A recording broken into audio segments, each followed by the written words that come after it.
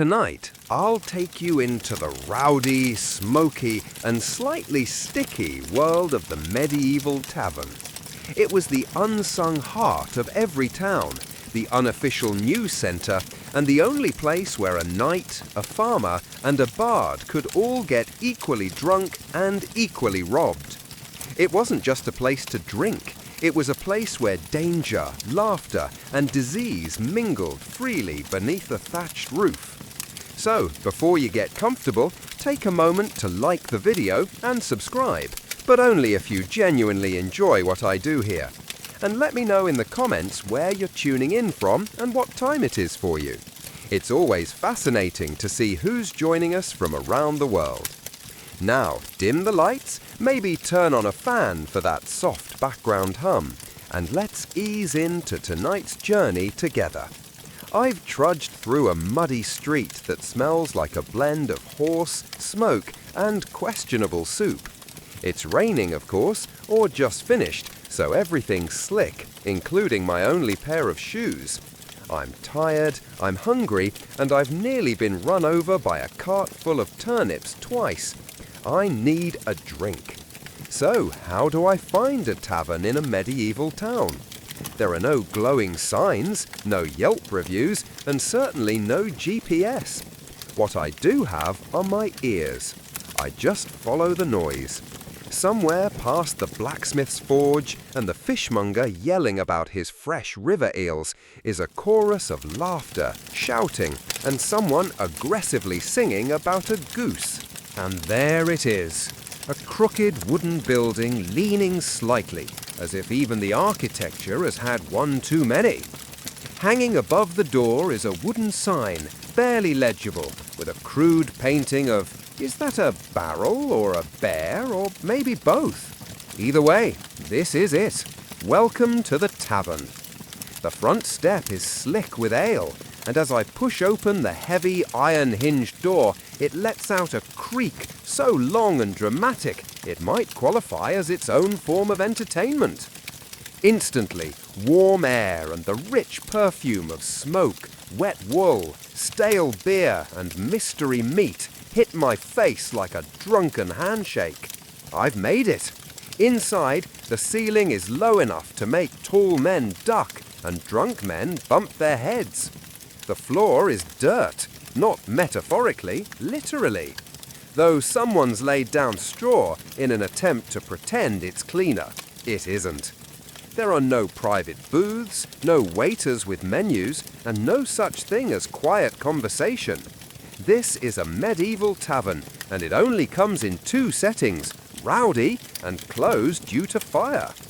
I spot an open seat at a lopsided bench near the hearth, but it's wet with what I don't ask. Someone nearby is arguing about a stolen chicken. Another is passed out with a ladle still in his hand. A one-eyed dog gnaws on a bone under a table like he pays rent there. And this, my friend, is just the entrance. I've only just arrived, and already it smells like a night to remember or forget. As the heavy tavern door slams shut behind me, the darkness wraps around my senses like a damp wool blanket. Warm, uncomfortable, and slightly suspicious. My eyes adjust slowly. Candlelight flickers against soot-stained walls, casting dancing shadows that make even the chairs look like they might pick a fight. The hearth blazes in the far corner, doubling as both heating and an open flame hazard. Smoke drifts lazily in the air, not quite escaping through the chimney that might be stuffed with a dead crow. But what hits me hardest isn't the noise or the heat, it's the smell. A medieval tavern scent is less aromatic and more emotional trauma. The top notes are ale, warm, sour, and splashed liberally across every surface. Beneath that, sweat, years of it, human, horse, and maybe something mythical. Add a hint of mouldy bread, wet straw, and a whisper of boiled onions, and you have a blend no perfumer has dared bottle. The tables are carved with years of initials, crude drawings, and knife scars. They wobble with a kind of stubborn pride. The benches creak under the weight of muddy boots, thick cloaks, and questionable decisions. The floor is dirt, as promised, but layered with straw meant to soak up spills, spit, and the occasional unconscious customer. I step carefully. One wrong move and my foot sinks into something with a texture best left undescribed. The crowd is a living, breathing organism.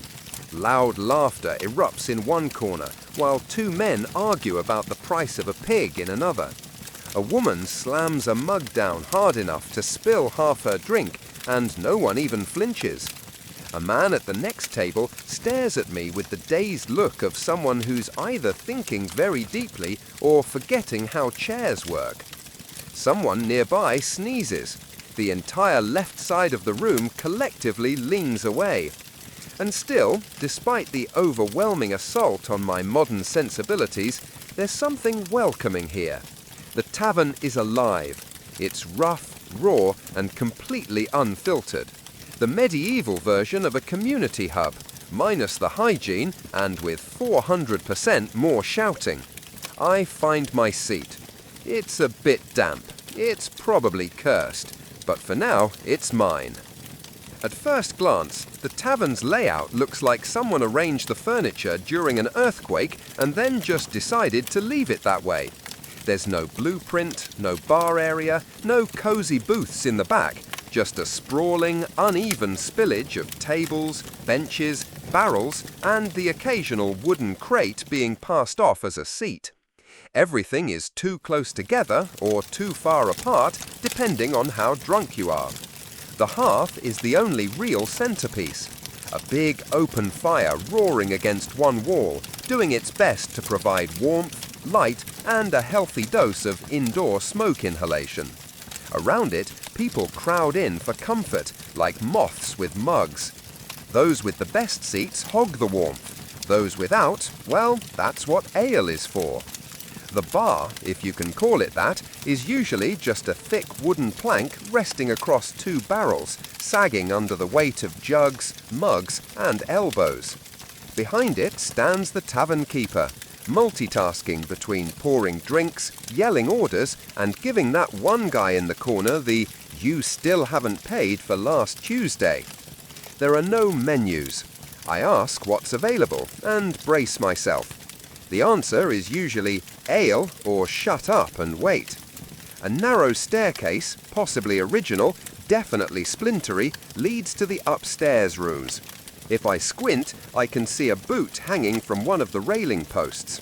No one's entirely sure if it's decorative or a warning. Some taverns have a back room. It might be for storage.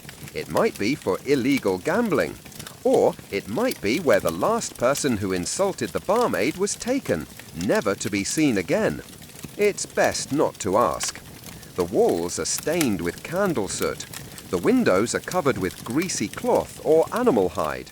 And every surface has been thoroughly polished by the elbows, boots, and spilled drinks of generations past. And maybe a chicken. Somehow, despite the chaos, or because of it, it works. Everyone knows where to go, how to sit, when to shout, and when to duck. It's not organized, but it is alive.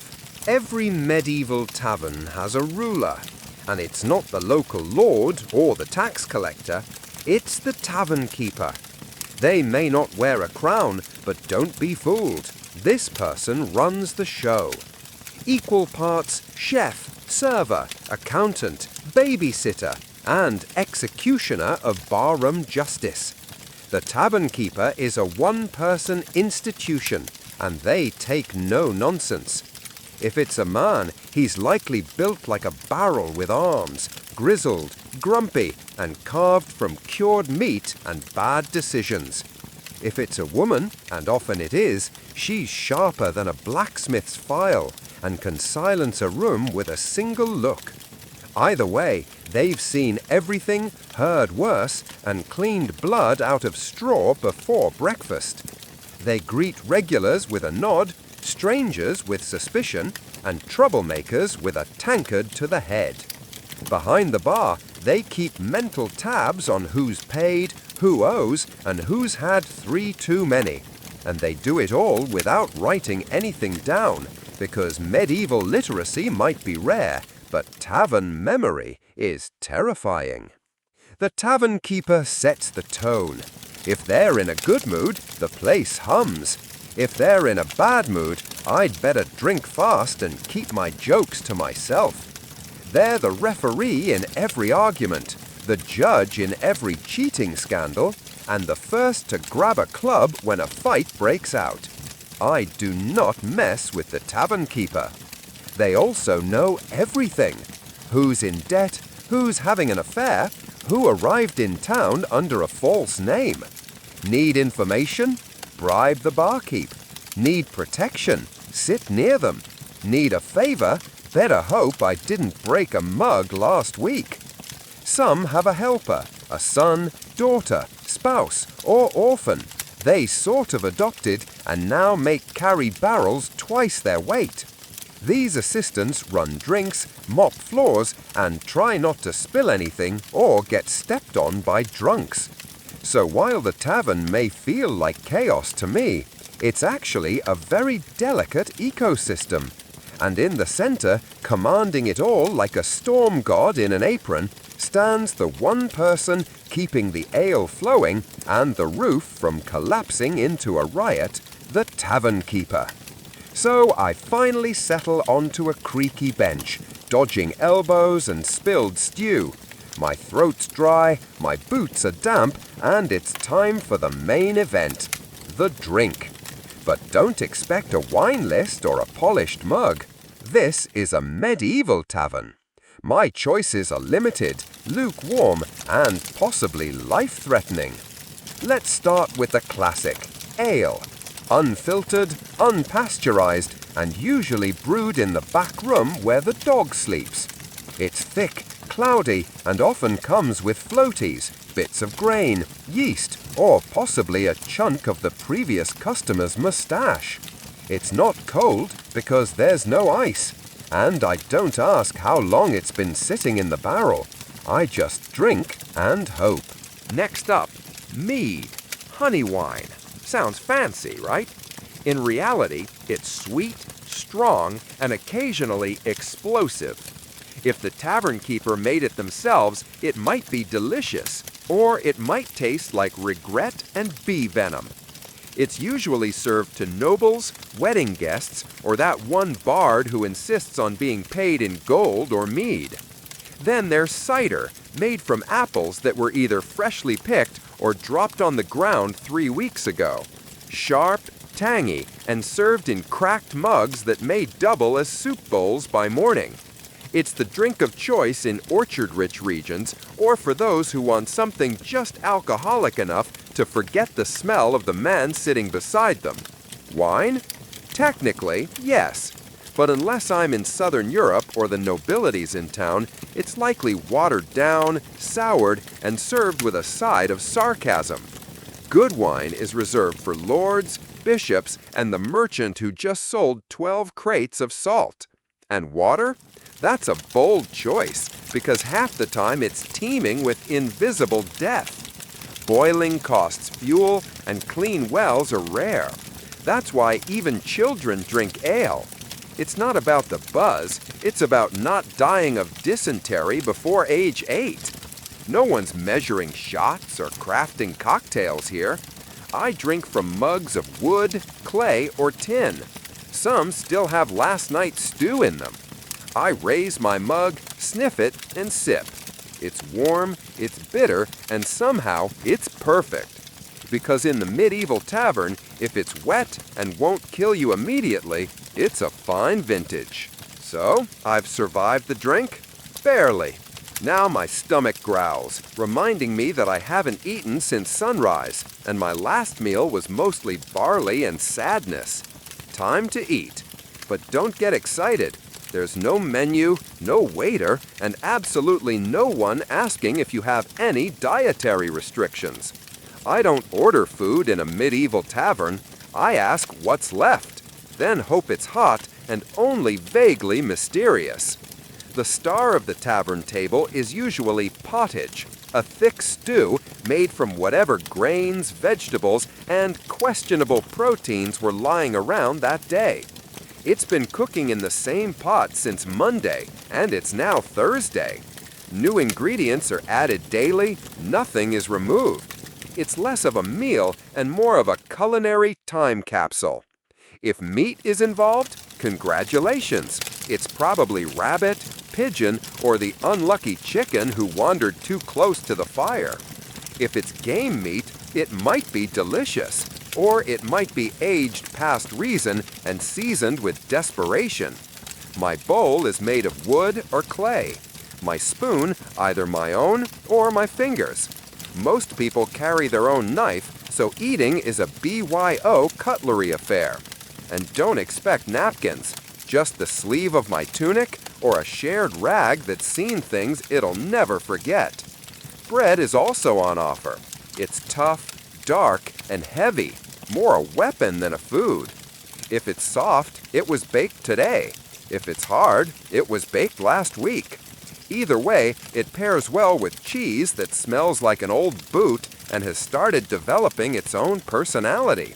Sometimes there's salted fish, sometimes pickled eggs. Occasionally, I'll find a tavern offering a special, which is just a fancier way of saying we had too much of this lying around. Flavor, optional.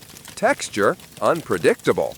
Still, in the flickering firelight, with noise all around, and the warmth of food in my hands, it's not bad. It's filling, it's hot, and if I don't think too hard about what's floating in my bowl, it might even be comforting. I'm not here for fine dining. I'm here to eat like a survivor. Once I've found my seat, ideally one without a knife stuck in it, I start to notice the real entertainment, the people. A medieval tavern is the original social media feed, loud, chaotic, half-true, and fully committed to oversharing. To my left, there's a red-faced farmer already deep into his fourth ale, retelling the same story about his cow giving birth sideways. He slaps my shoulder mid-sentence like I'm a lifelong friend or a good replacement for the pig he usually drinks with. At the far end of the room, a hooded stranger sits in shadows nursing a drink slowly. He could be a runaway monk or a bandit, or just really bad at eye contact. Either way, I'm not making small talk with him unless I want to disappear behind the stables. Near the hearth, a soldier in battered armor is regaling a group with tales of battle. His story involves dragons, Frenchmen, and a talking sword. It's definitely false. No one cares. His tankard is full and his audience is laughing. There's a merchant, loud and sweaty, shouting prices for grain that no one asked for. He pulls gold coins from his pouch like a man begging to be robbed by midnight. A pair of locals play dice on a warped table, their expressions intense. One of them clearly cheats. The other knows and lets it happen, probably saving the fight for when his ale runs out. A bard strums in the corner, voice cracking on the high notes of a love song that sounds suspiciously like one he just made up. No one minds. He's wearing punts and is in tune. That's already better than last night's guy. Women wander through the crowd. Some are tavern staff, others working their own business. They're sharp-eyed, confident, and absolutely not to be trifled with. They'll flirt, laugh, or knock your teeth in, depending on your tone. Children occasionally dart between legs, swiping leftover bread or coin. No one stops them. It's just part of the rhythm. Everyone is watching, drinking, plotting, and pretending not to notice the man slumped under the table. This tavern isn't just a place to eat and drink. It's a living, breathing performance. And tonight, I'm part of the cast. Forget lutes and ballads for a moment. The real soundtrack of a medieval tavern isn't a song. It's a symphony of chaos. It begins with a clink of mugs, dozens of them slamming against wood in celebration, negotiation, or drunken misfire. Some clang cheerfully, others shatter completely. Both are met with cheers.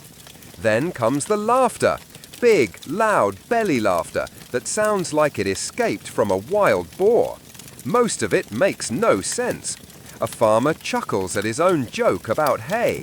A knight giggles at the word pottage. A monk wheezes uncontrollably every time someone says duck. I learn quickly not to ask. Voices layer over one another, each louder than the last, fighting for dominance like roosters in a coop. There's arguing, storytelling, shouting about taxes, and at least one person misquoting scripture to win a bet. The bartender yells orders while swatting flies. A barmaid shouts at a man who tried to grab her, and someone keeps repeating another round like a battle cry. And in the corner, the bard with a half-tuned lute and 3 missing strings, he plays the same 4 chords on loop, occasionally bursting into verses about lost love, found chickens, or noblemen who wore their pants backwards. No one really listens unless he starts singing about someone in the room, at which point things get very entertaining or very dangerous.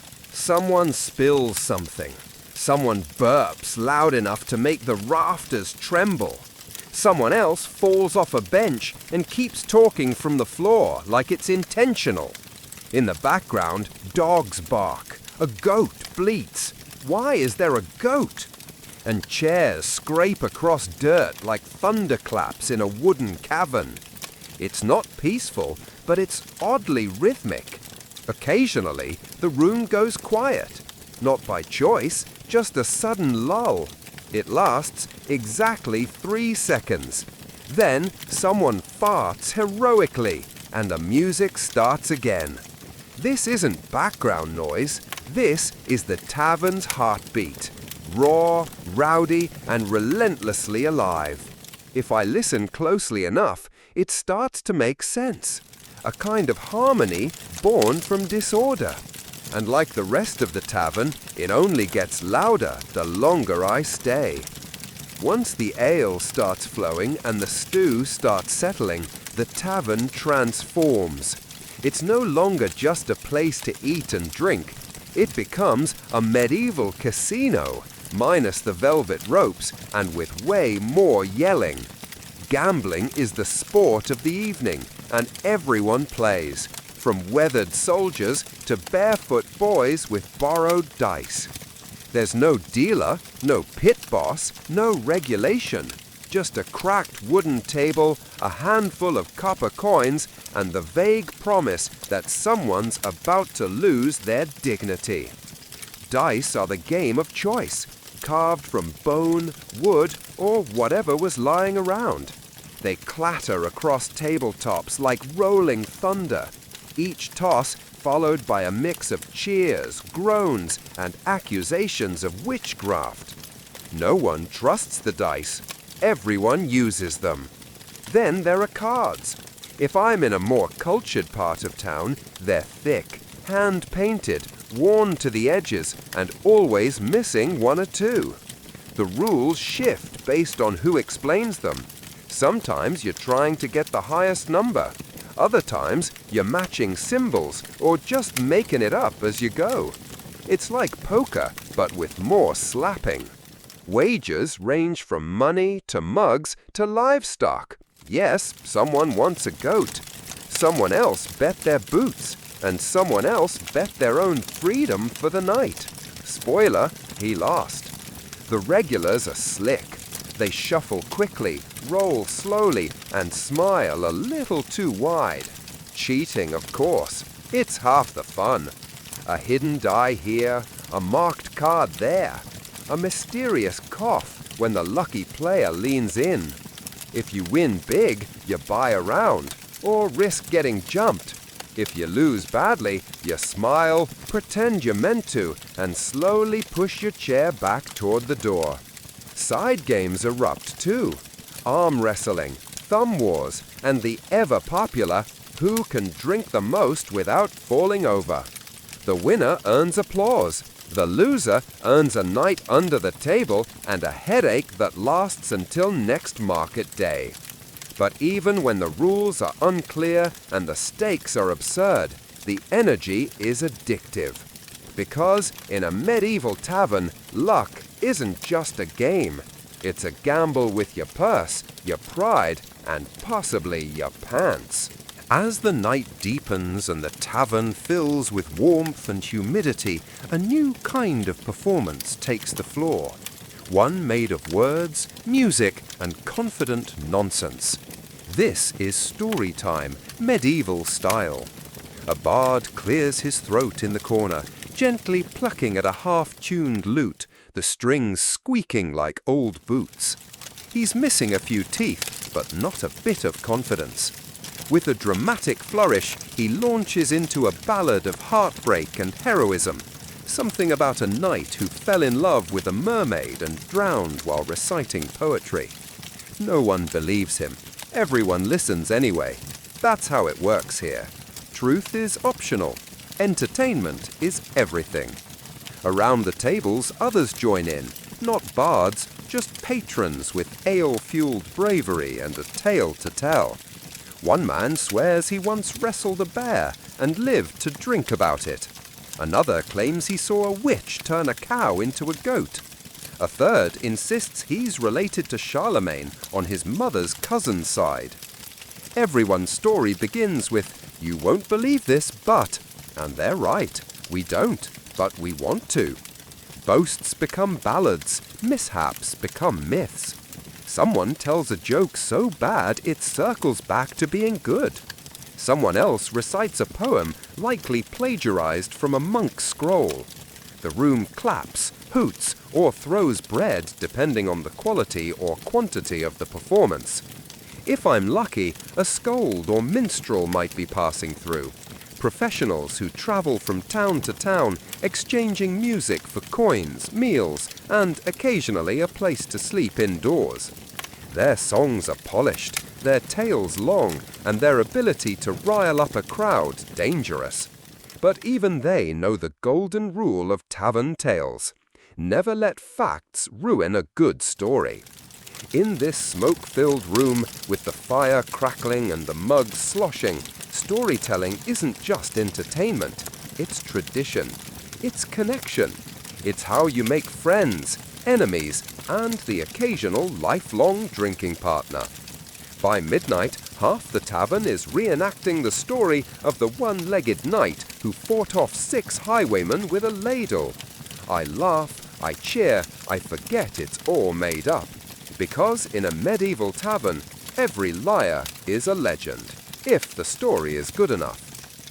As the night deepens and the ale keeps flowing, something changes in the air, a kind of boozy boldness. The bard is halfway through his 3rd song about unfaithful shepherdesses, and suddenly everyone's feeling romantic. Welcome to medieval flirting. Subtlety has left the building. It starts with eye contact, or at least one eye, slightly squinting through a mead-induced haze. A man with 2 remaining teeth leans across a bench and slurs, "My lady, your beauty burns brighter than the hearth." She responds by hurling a bread crust at his forehead. The room cheers. Others try their luck more gently, offering refilled mugs, clumsy compliments, or offers to help carry a bowl of stew so it doesn't spill. Spoiler, it still spills. If I'm a woman in the tavern, staff, guest, or traveling merchant, I'm likely used to fending off at least 3 would-be poets, 2 arm wrestlers, and 1 man who tries to impress you by balancing a knife on his nose. Sometimes it works. Usually, it ends with a black eye or an empty purse. For those actually seeking companionship, taverns offer more than just flirting. Courtesans work the room with practiced ease, knowing who has coin, who has charm, and who will pass out before making it to the stairs. Transactions are discreet, but the implications are loud. Jealous lovers? Oh yes. Nothing sparks a tavern fight faster than a stolen glance, a wandering hand, or a husband catching his wife laughing a little too hard at the bard's joke about bishops. Tables are overturned, mugs are weaponized, a bench gets broken in half again. And yet, somewhere in the middle of all this chaos, genuine sparks fly. A shy baker's daughter and a travelling stonemason laugh over shared stew. Two drunk farmers bond over a mutual hatred of turnips. A monk accidentally flirts with a nun. Love, or something like it, survives in even the rowdiest corners. Because in the medieval tavern, romance is equal parts charm, chance, and not falling face first into your bowl mid-sentence. I might win a heart, I might earn a slap. Either way, I'm going to remember it, or at least hear about it the next morning. It was bound to happen. Maybe someone spilled a drink. Maybe someone accused someone else of cheating at dice. Maybe two people claimed the same bench, and neither backed down. Or maybe someone said something about someone else's mother. Goat or soup doesn't really matter. Suddenly, it's on. The tavern, once a blur of music and mugs, turns on a dime. A stool flies, a tankard crashes to the floor. Someone yells, "Hold my bread!" and launches themselves over a bench with all the grace of a drunk catapult. No one is surprised. In fact, most people don't even stop drinking. A bar fight in the Middle Ages isn't rare, it's expected. It's practically a feature. And while it sounds terrifying, it's usually more comedic than deadly. People swing wildly, miss, trip, and land in someone's dinner. Hair is pulled, beards are grabbed, shirts are torn. The tavern keeper roars like a battlefield general while holding a ladle in one hand and a club in the other. Occasionally, someone joins the fight with no idea why. They just saw action and leapt in fists first. Others place informal bets, cheer, or slide their mugs out of splash range. Weapons are rare. Most folks know better. Pulling a blade in a tavern can turn a casual brawl into a full-blown tavern legend. And no one wants to be banned from the only place that serves hot food and warm ale. Eventually, someone hits the floor and stays there. Someone else stumbles into a wall and decides that's as good a place as any to sit and rethink their life. The fight burns out like a tavern candle. Suddenly, and without ceremony, and here's the strange part. Once it's over, it's over. The fighters are separated, mugs are refilled, someone starts a song, and within 10 minutes, everyone is laughing again, including the guy with the bleeding nose. No grudges, no lawsuits, just bruises, stories, and maybe a new nickname, like One-Eyed Arnold or Bench Breaker Bill. Because in a medieval tavern, a good fight is just part of a good night. Messy, ridiculous, and weirdly bonding. And if no one gets hurt too badly, it's just another round of entertainment. So, the brawl's over. The bard has passed out mid-ballad, and my stomach is full of mystery stew and slightly fermented cider. It's time to sleep, or at least attempt to. But don't expect a feather bed and lavender-scented linens. This is a medieval tavern, not a spa. If the tavern offers lodging, it's likely a creaky staircase away. Upstairs, past slanted floors and beams low enough to test your skull's durability. The rooms are small, cold, and absolutely shared. Privacy doesn't exist. I'm sleeping shoulder to shoulder with strangers. Some snoring like church bells, others dreaming loudly in languages I've never heard. Beds? Technically, most are straw-stuffed mattresses, thin, lumpy, and crawling with what medieval folks fondly called companions. I lay down fully clothed, boots on, dagger under my pillow, not for comfort, but for defensive strategy. Blankets are shared, so are smells. And if someone had garlic earlier, someone always has garlic, it will become an intimate part of my dreams. If I'm too poor or too drunk for a room, I sleep downstairs on a bench, under a table, or just in a corner by the hearth, curled up next to a dog that may or may not belong to the tavern. I'll be stepped on, probably sneezed on, and maybe used as a footrest. The tavern never really quiets. Even after the last mug is drained and the last fight patched up, there's always someone muttering in their sleep, a log popping in the fire, or a distant fart echoing through the rafters. And yet somehow I drift off. It's not comfortable, it's not clean, but it's safe enough. The fire keeps the worst of the cold away. The tavern keeper keeps watch with one eye open and a club in hand. And the noise becomes its own kind of lullaby. Familiar, human, alive. I'll wake with a sore neck, a dry mouth, and a questionably acquired bruise. But for a few hours, I sleep in the company of travellers, rogues, farmers, and fools. No kings, no silence, just snoring, straw, and the faint hope my boots are still there come morning. Dawn creeps in like an uninvited guest, sliding pale light through the cracks in the shutters and poking at my eyelids with merciless persistence. The tavern has changed overnight. Not quieter exactly, but quieter in a defeated sort of way. I open one eye. Someone's boot is on my chest. Someone else is mumbling in their sleep about sheep taxes. The bard is snoring under a table, clutching his lute like a lover. A chicken hops across the floor, pecking at yesterday's bread crusts. No one questions where it came from. The fire has died down, leaving the room cold and smoky.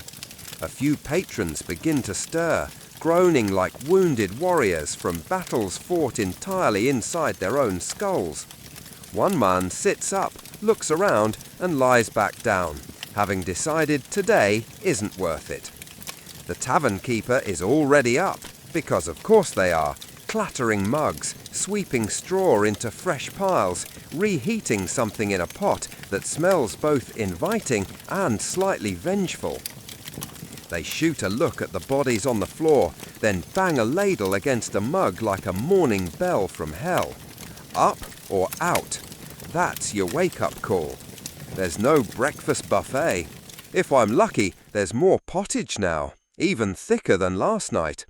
Bread is re-warmed, ale is watered down, and no one has the strength to complain. Some patrons just dunk their heads in a barrel of rainwater outside and call it clean living. I check my pouch. 2 coins and a button. Better than expected. My boots are still here. One of them has a bite mark, but they're mine. A win.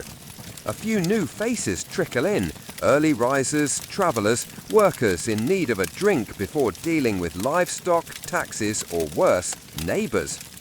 The tavern begins to stir again, like a beast slowly waking. Someone starts retelling a story from last night. It's already changed, of course.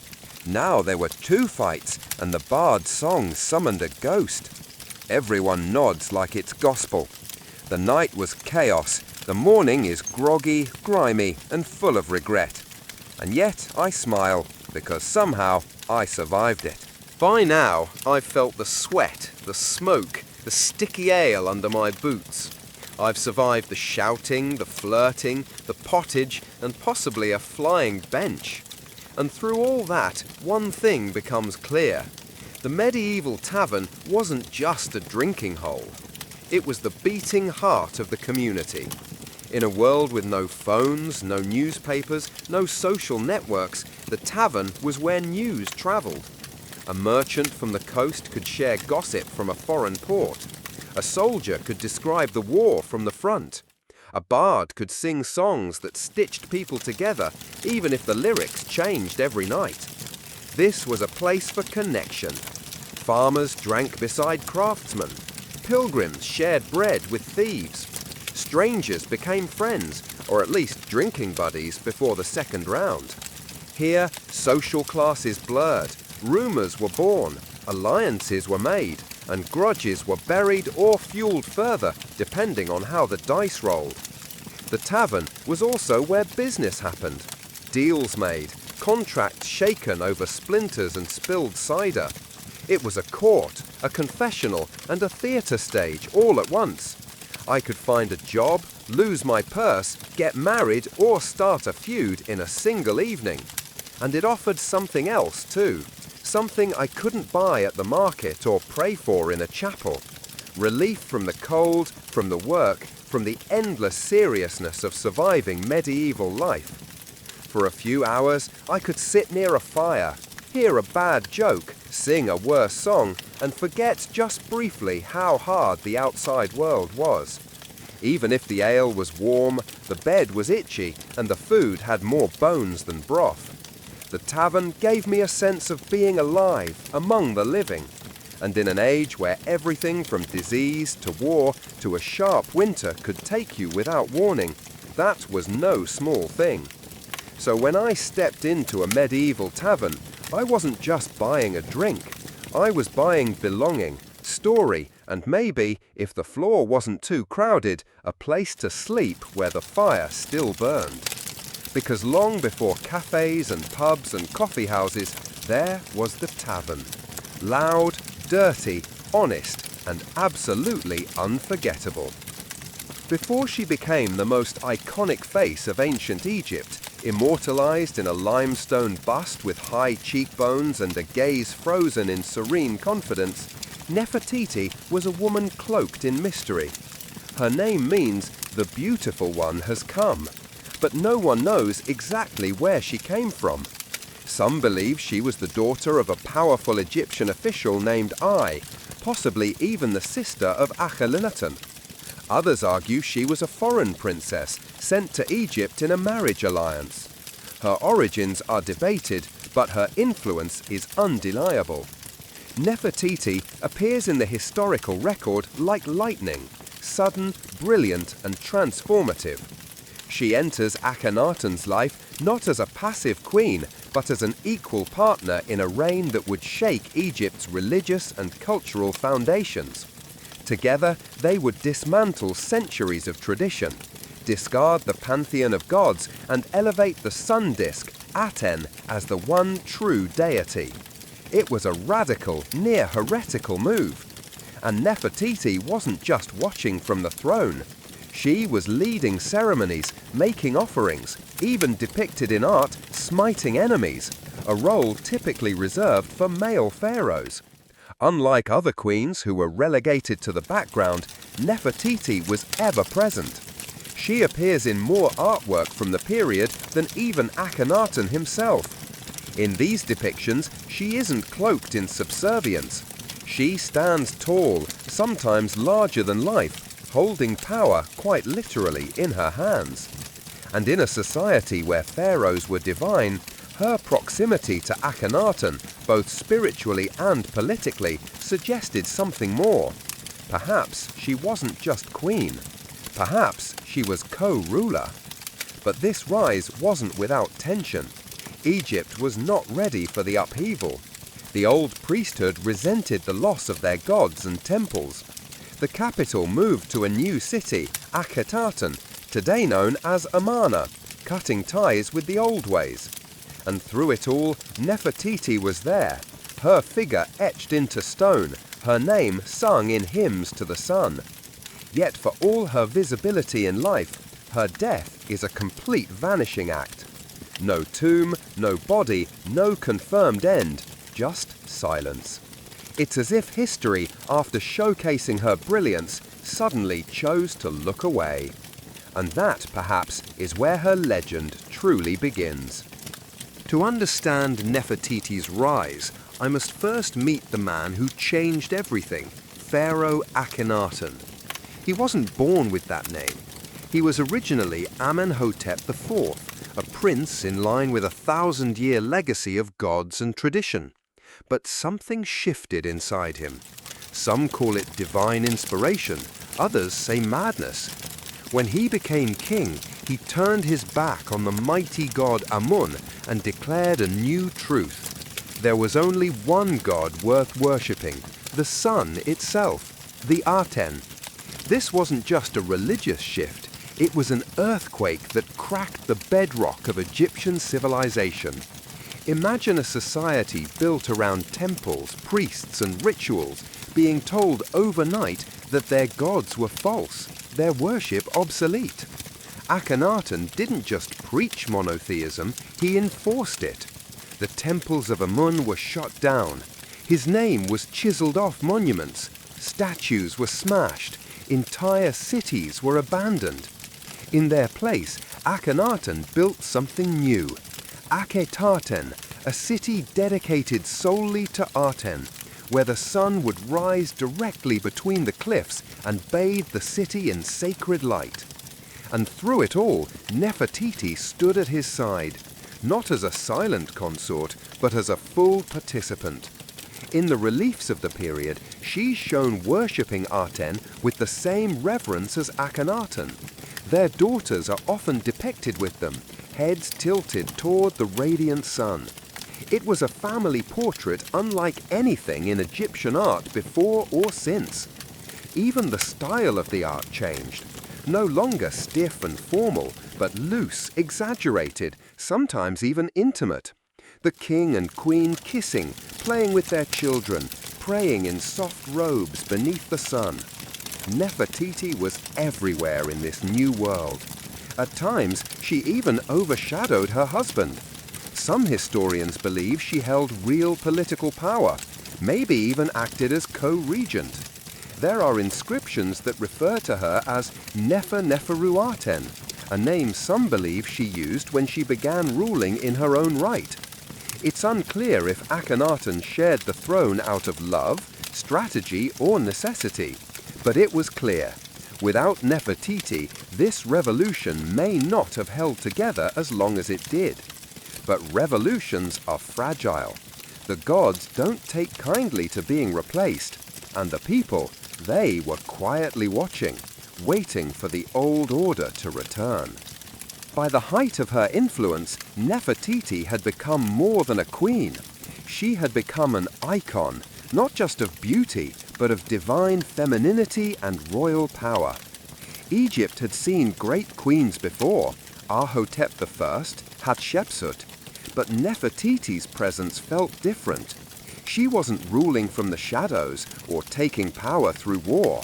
She was reshaping the spiritual and cultural fabric of Egypt beside her husband in real time as a living goddess. She bore Akhenaten 6 daughters, Meritaten, Meketaten, Ankesenpaten, and others, all of whom were frequently depicted in family scenes beneath the rays of Aten. Curiously, no sons were ever confirmed. In a kingdom obsessed with lineage, this was both a political problem and a historical mystery. Was it fate, or was something else at play? Some suggest Akhenaten may have had sons with other wives, or even more controversially, with Nefertiti herself, fueling modern speculation and uncomfortable theories that range from the speculative to the salacious. What is certain is that motherhood was central to her image. In art, Nefertiti is portrayed cradling her children, their tiny arms reaching up to touch her cheeks. These aren't stiff, cold statues. These are living moments carved in stone, intimate, emotional, radiant. In an age where pharaohs were often distant gods, Nefertiti's portrayal as a nurturing mother softened the divine, making it human. Yet there was another side to her iconography, one far more powerful. In multiple depictions, Nefertiti wears the blue crown, usually reserved for male rulers. She is shown smiting enemies, riding chariots, making offerings without Akhenaten beside her. These were not symbolic gestures. This was a queen performing the sacred duties of a king. It suggests a quiet but radical truth. Nefertiti may have been preparing for something more than partnership. She may have been preparing to rule. Whispers in history suggest that after Akhenaten's health began to decline, possibly due to genetic disorders or stress, Nefertiti took on more governing responsibility. But this is where the record starts to fade. In the final years of Akhenaten's reign, she vanishes from the public eye. No fanfare, no funeral inscriptions, no confirmed burial, just silence. Did she die young? Did she fall from power? Or was she about to become something even greater than a queen? Something history tried and failed to erase. One day, Nefertiti was everywhere, etched into walls, praised in hymns, ruling alongside a revolutionary pharaoh. And then, like a breath in the desert wind, she vanished. No ancient Egyptian queen had ever been so visible. Yet around year 12 of Akhenaten's 17-year reign, the records grow eerily silent. Her name disappears from the inscriptions. Her image fades from the art. No tomb, no death announcement, no mourning scene. For a woman so central to Egypt's cultural upheaval, her absence is more than strange. It's a black hole in history. So, what happened to her? One theory suggests the simplest answer: she died. Childbirth was risky, even for royalty. Nefertiti's second daughter, Meketaten, also disappears from records around this time, possibly indicating a dual tragedy, a mother and daughter lost in the same dark moment. But if that were true, why no elaborate funeral, no tribute, no temple? This was a woman revered like a goddess. A quiet death doesn't fit the script. Others propose something far more political. Perhaps Nefertiti fell from favor. Maybe the tides turned within the royal court. Akhenaten, increasingly isolated, could have sidelined her, possibly in favor of another consort. Some suggest a co-ruler named Smenkhkare, an enigmatic figure who appears briefly in the historical record, may have replaced her. Was this a male heir, a half-brother? Or was Smenkhkare Nefertiti herself under a new name? That's the most electrifying theory, that Nefertiti didn't disappear at all. She transformed. Evidence suggests someone named Neferuaten ruled in the final years of Akhenaten's reign. This individual used feminine grammar in inscriptions and even referenced Akhenaten as her beloved husband. Could this have been Nefertiti, crowned as pharaoh in her own right? If so, she would have joined the rarest ranks in Egyptian history, a female king like Hatshepsut before her. But even this theory dissolves in sand. Neferuaten's reign ends abruptly, and then comes a name more familiar, Tutankhaten, later Tutankhamun, a child king who would reverse his parents' reforms and restore the old gods. If Nefertiti did reign alone, it was short. And if she was Smenkhkare or Neferuaten, she ruled as a ghost queen, visible only in hints, half-carved cartouches, and broken relics. A puzzle missing its centerpiece. And so, just as suddenly as she arrived, the most powerful woman in Egypt, but her legend, that was just beginning. As the dust of Amarna began to settle, a new figure emerged, a boy king barely old enough to hold a scepter. His name was Tutankhaten, later changed to Tutankhamun, and he would become the most famous pharaoh in the world, not for what he did in life, but for the treasures found in his untouched tomb. But what matters here is this: who was his mother? The historical records are frustratingly silent. His father was almost certainly Akhenaten, but the identity of his mother remains shrouded in confusion. Some scholars argue that Nefertiti was his stepmother. Others speculate she may have been his biological mother, pointing to art and timing that seems to place him as a young child during her final public appearances. If Nefertiti truly bore Tutankhamun, it would make sense. His early reign was clearly guided by someone with a steady hand, and his decisions to reverse his father's religious revolution may not have been entirely his own. And that's where the intrigue deepens. Who was steering the ship during Tutankhamun's fragile reign? The boy king was only about 9 when he took the throne. A child can't restore a religious empire alone. Someone was behind the scenes. Someone experienced in court politics, religion, and public symbolism. Could it have been Nefertiti ruling from the shadows? Or was it the high priest Ai, her possible father? Or perhaps both working together to erase the chaos of Amarna and return Egypt to its old gods? One of the more compelling pieces of evidence comes from a golden shrine found in Tutankhamun's tomb. It shows a woman anointing the young king, a woman with features eerily similar to Nefertiti. If that was her, it means she may not have vanished at all, but stayed at the heart of power in a more discreet form. Still, without a named tomb, without a confirmed mummy, we are left with only fragments. If she did guide Tutankhamun, her fingerprints are everywhere, but her name is gone, scrubbed from temples, left out of king lists, as though someone tried to erase the memory of a woman who once ruled like a god. And yet, the irony is rich. Tutankhamun's fame would resurrect her image, because in searching for his story, the world stumbled upon hers. For someone who stood at the center of Egypt's most radical era, queen, priestess, possible pharaoh, Nefertiti left behind no confirmed tomb. Not a single monument bears her death rites, no sarcophagus, no funerary mask, no inscription whispering her final words to the gods. It's as though she evaporated. This absence has haunted Egyptologists for over a century.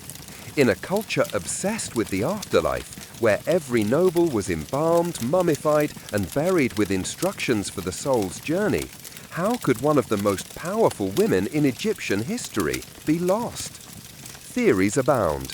One possibility is that she was buried hastily and without ceremony in the waning years of the Amarna period. Perhaps her radical legacy made her dangerous in the eyes of the new regime. Her tomb may have been dismantled, her name defaced, part of the sweeping effort to erase the memory of Akhenaten's heresy. After all, the return to traditional gods was swift, and vengeance in stone-cut hieroglyph was common. Another, more tantalizing theory suggests her tomb was never truly lost. It was simply misidentified or still hidden. Some researchers propose that she lies within the Valley of the Kings itself, concealed behind the walls of Tutankhamun's tomb. In 2015, radar scans of KV62, the famed tomb of King Tut, indicated possible hidden chambers. Was Nefertiti buried just inches away, sealed off and forgotten beneath layers of history and gold?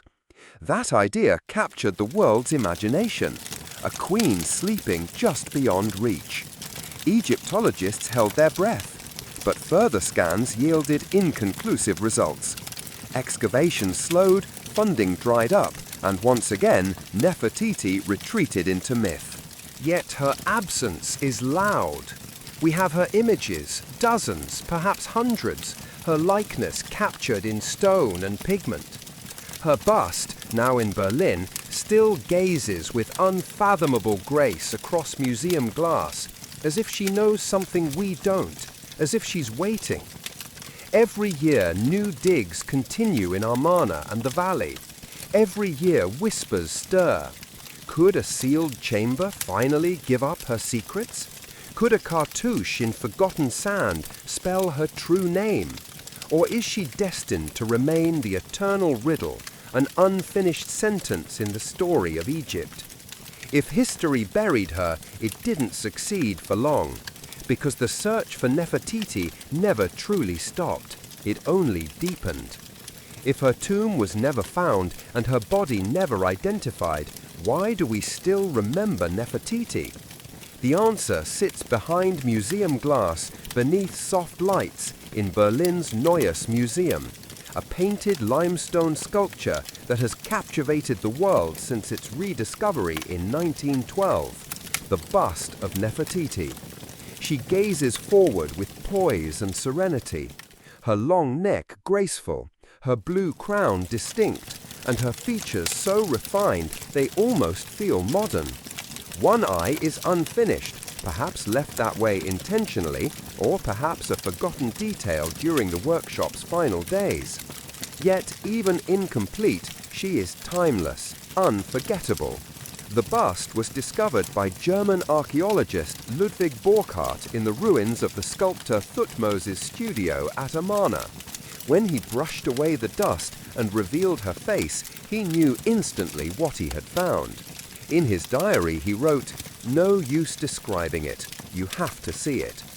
And once the world did, Nefertiti became not just a historical figure, but a global symbol of beauty, of power, of ancient enigma. But even her bust is not without controversy.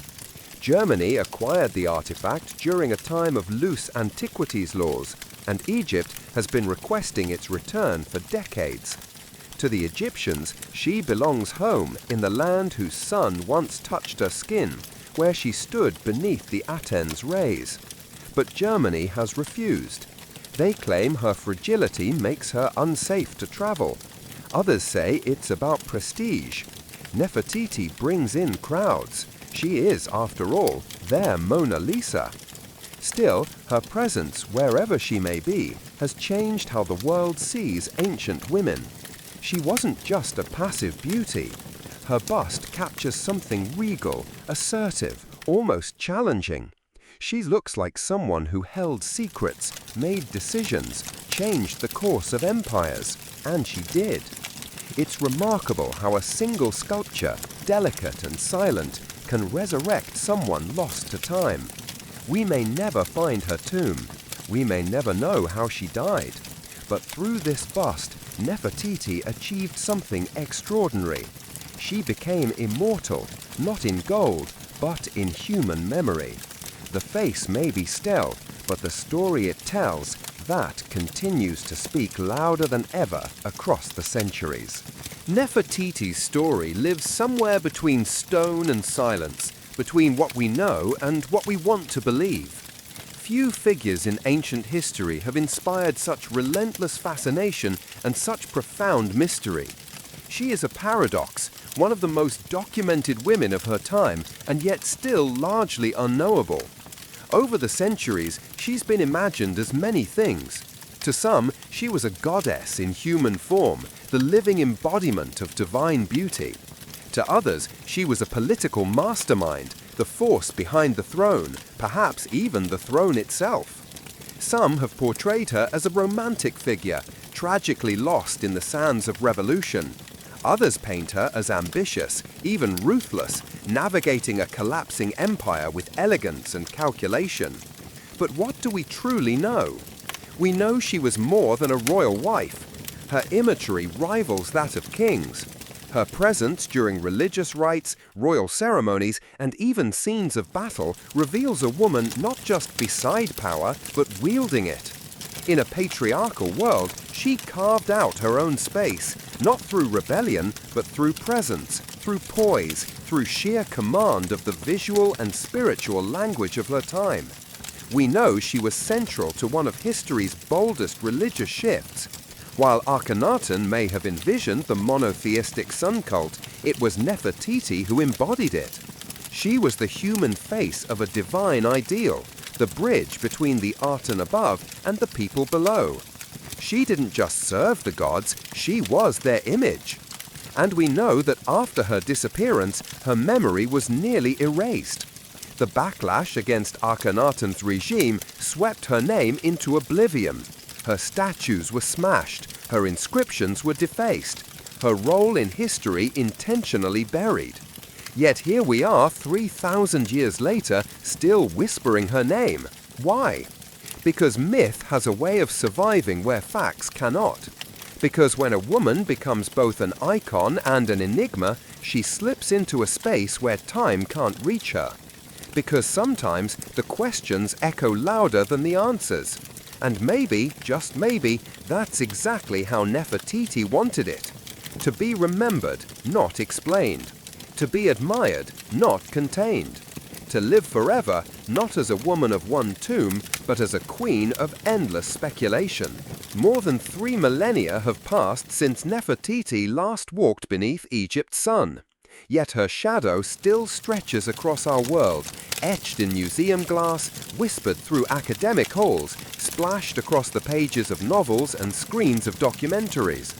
Unlike most historical figures, she hasn't faded into the past. If anything, she grows larger with time. There's something irresistible about her. Not just the beauty, we've seen beauty before. It's the mystery. The deliberate blank spaces in her biography feel like a challenge, a taunt, as if she's daring us to try and understand her, knowing full well we never truly will. And in that way, she's become something more than historical. She's become archetypal. Every generation reinterprets Nefertiti in its own image. In the early 20th century, she was an exotic queen, mysterious and submissive. In the feminist wave, she became a symbol of female power, an ancient ruler lost to patriarchal erasure. In modern media, she's a style icon, an African queen, a political player, even a possible pharaoh. She has lived 1,000 second lives, not through facts, but through imagination. But maybe that's the most fitting after all of all. In ancient Egypt, immortality wasn't just about mummification, it was about memory. If your name was spoken, your image seen, your story retold, you lived on. You could travel the field of reeds, dine with the gods, exist beyond death. Nefertiti, whether by design or by chance, has achieved that. Her name is spoken across continents. Her face is one of the most recognized in human history. Her story, though fractured, still commands attention. So, in a way, her greatest legacy wasn't carved into a tomb or sealed beneath desert stone. It was this enduring curiosity. She left behind a perfect mystery, a life half seen, half erased, and wholly unforgettable. And perhaps that was her final act of power. Not just to rule an empire, not just to shape religion or raise royal daughters, but to become timeless. Nefertiti, the beautiful one who has come, never truly left. She remains here in our questions, our wonder, and our need to remember the women history tried to forget. She lives not in gold or glory. She lives not in gold or glory, but in the eternal act of being searched for. And what is more immortal than that?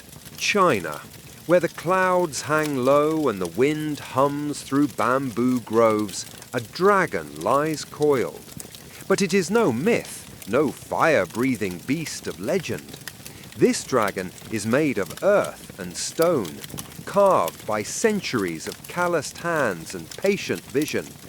It is the Longji rice terraces, known to locals as the dragon's backbone, and its curves ripple across the mountainside like scales shimmering with water, rice, and ancient pride. From a distance, the terraces resemble a sleeping creature. Hills ripple with rhythmic precision, each layer rising and falling like the sinews of a living form. But step closer, and I'll find something even more alive. Water flows in soft whispers along carefully dug channels. Seedlings flutter in the breeze, and at dawn the morning mist drapes the landscape like breath rising from the dragon's nostrils. These terraces weren't built in haste. Their story began over 700 years ago, when the Zhuang and Yao people, ethnic minorities with deep ties to the mountains, chose to tame the slopes rather than abandon them. Flat land was scarce, machinery was non-existent, and so they looked to the mountain and asked a simple question: how do we feed ourselves here? The answer took generations. Armed with little more than stone tools and bamboo baskets, they carved the hills inch by inch, year by year. With each level built, they not only shaped the land, they taught it to breathe with them. Rainfall became resource, slope became sustenance. Rice, the staple of life, began to grow where gravity once ruled. And over time, the terraces began to resemble a dragon in repose, strong, eternal, sacred. This was more than agriculture. It was harmony, a silent pact between humans and nature. No part of the mountain was wasted, and no part was forced to bend violently. Instead, the people worked with the earth, shaping it in curves and swells, listening to the wind, following the water. Today, the dragon's backbone still feeds entire villages, but more than that, it reminds us what patience can build. In a world racing forward, here lies a dragon that was never chased, only carved, layer by layer, dream by dream. To walk among the Longji rice terraces is to step into a world carved by persistence. There is no illusion here, no machine tracks, no corporate survey markers. What stretches across these mountains are the fingerprints of human endurance. Every curve, every slope, every drop of water has been arranged stone by stone with hands that knew the pulse of the land. Centuries ago, when the Zhuang and Yao peoples first looked upon these steep and unforgiving hillsides, they did not see obstacles. They saw opportunity. The lands were already taken, the fertile valleys already sown. But up here, amid the rugged peaks, there was possibility. If only they could make the earth listen. With no heavy tools, they began. Wooden shovels, stone hoes, baskets of mud and rubble carried on backs worn by time. Slowly, terraces began to form, horizontal veins across the mountain, held in place by hand-stacked stone walls. These weren't accidental cuts into the slope. They were calculated. Each level had to be perfectly balanced, not only to hold water, but to carry it from one tier to the next without waste. One miscalculation could cause an entire section to collapse. Too steep, and the water would rush. Too flat, and it would stagnate. So they measured not with rulers, but with generations of intuition. Children learned from their elders. Elders watched the seasons, and the mountain, in time, gave in. Not with surrender, but with trust. And the result, a landscape that defies nature by flowing with it. From the valley base to the cloud-kissed peaks, these terraces rise like a spiral staircase to the sky. They mirror the topography with elegance, almost as if the mountain grew them itself. But no, the mountain did not shape these curves. Humans did. With no engines, no concrete, no architectural degrees, just time, just trial and error, just the belief that land, no matter how steep, can be made to serve life. Today, the terraces remain functional, still farmed, still repaired, still respected. No bulldozers, no shortcuts. The old ways survive not because they resist the future, but because they proved something rare. That tradition, when rooted deep enough, can outlast every storm. If the dragon's backbone is muscle and bone, then water is its blood. It flows quietly, without pumps or engines, tracing ancient channels that slip from mountaintop springs into every terrace below. This hydraulic choreography is no accident. It is the secret life of the terraces, the reason they've endured for centuries. At the top of the mountain, rainwater and natural springs are caught in narrow ditches and earthen canals. From there, gravity becomes the farmer's silent ally. The water descends through terrace after terrace, pooling gently in each field before spilling into the next. This design, fluid, seamless, ensures that every patch of rice receives what it needs, no more, no less. There are no valves, no switches. Control lies in subtle gates made of stone or wood, adjusted by hand and habit. If one terrace overflows, it could flood the next. If one leaks, a drought may follow. And so the villagers, guardians of this delicate system, walk the ridges daily, checking, adjusting, listening to the sound of flow. It's less like farming, more like playing an instrument. One wrong note and the whole song is off. But the water does more than feed rice. It mirrors the sky. In spring, when the terraces are first flooded, the paddies turn to glass. They reflect the clouds, the sun, even the stars on a clear night. Visitors often describe the sight as surreal, like the mountain has become a living mirror, reflecting both heaven and earth. Then comes summer. The water thickens with stalks of green. The reflection fades, replaced by movement, rippling rice plants swaying in the wind like an emerald sea. In autumn, the water glistens through the gold of ripened grain. And in winter, when farming ceases, snow and frost replace the flowing current. The dragon sleeps, but the channels remain, quiet veins awaiting spring. Time moves differently here, not by hours, but by moisture, by the first trickle of mountain thaw, by the sound of frogs returning, by the scent of wet soil. In a world that measures time in seconds, the people of Longji still measure it in seasons and drops. And so the dragon lives not in fire and flight, but in ripples of water, pulsing gently through a living masterpiece of stone and soil. Spring in the Longji Mountains begins not with blossoms, but with water. As the snow melts in the higher peaks, streams trickle downward, breathing life into the waiting terraces. The mirror-like paddies are ready. The dragon stirs, and the people prepare for the ritual that ties them to every generation before them, planting the first seed. There is no grand announcement, only quiet movement. Farmers, young and old, rise with the mist. They walk barefoot along the narrow ridges, straw hats low over their eyes, baskets balanced on their backs. The air is thick with the scent of soaked soil and mountain wind. The paddies, flooded just days earlier, now shimmer like polished jade. This is not a task for machines. It never has been. Each rice seedling grown in nursery beds is transplanted by hand, one by one, line by line.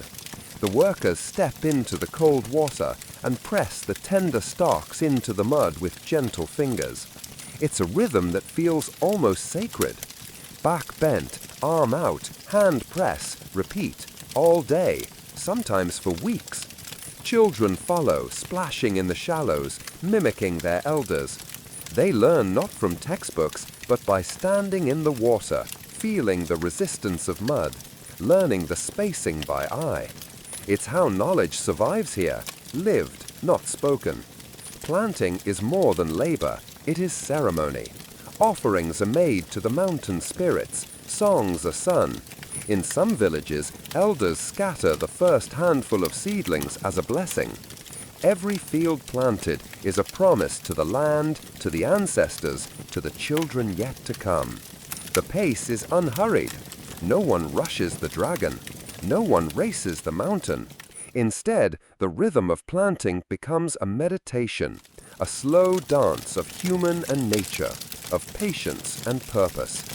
And as the days pass, green shoots begin to rise from the watery fields like whispers. From this moment forward, the terraces will grow. Not just rice, but hope. Each seed is a prayer. Each row a quiet defiance against hunger and haste. And so the dragon lives, not in fire and flight, but in ripples of water, pulsing gently. So begins the cycle once again, not with noise or fire, but with hands in mud and hearts in the sky. The dragon is awake, the mountain breathes, and the future is planted, one seed at a time. Scattered along the ridgeline and nestled in the crooks of the terraces are the heartbeats of the dragon's backbone. Villages like Ping'an, Dajai, and Jinjiang. These are not just settlements, they are living museums of heritage where every home, path, and balcony clings to the mountain like a memory that refuses to fade. The houses are built of timber, resting on stilts to protect them from the rains and the steepness of the slope. Their rooftops, dark and slanted, mirror the lines of the terraces they overlook. From above, they seem like wooden lanterns floating on waves of green. Inside, life is simple, warm, and deeply communal. Generations share a home. Meals are cooked over wood fires. The smell of rice wine and bamboo smoke drifts into the mountain air. The people here belong to ethnic minorities, the Zhuang and the Red Yao, each with their own language, customs, and stories. I'll recognize the Yao women instantly. Their long black hair, uncut since childhood, is coiled into elegant shapes atop their heads. Some let it fall like silk waterfalls when they bathe in the river, a scene so graceful it borders on myth. Despite modernization creeping up the mountain trails, traditions hold strong. Hand-woven clothes dyed in indigo, wooden looms creaking in quiet rooms, music played on reed pipes and bronze drums during village festivals. Weddings still involve ritual dances. The harvest is still welcomed with song. Hospitality is not a transaction here, it's a reflex. Guests are offered tea brewed from local leaves, rice wine in carved gourds, and stories passed down from elders who remember the mountain before electricity arrived. They speak of dragons in the mist, of ancestors who first carved the hills, of spirits who still guard the fields. And though tourism now brings visitors from every corner of the world, the rhythm of village life continues, largely undisturbed. The rice still grows. The rituals still mark the seasons. The terraces, like the people, endure, not by resisting change, but by absorbing it slowly, carefully, like water descending one level at a time. Here, within the dragon's coils, life is not rushed. It flows, it echoes, it remembers. To walk the terraces of Longji is to walk through layers of myth. The hills are not just soil and stone.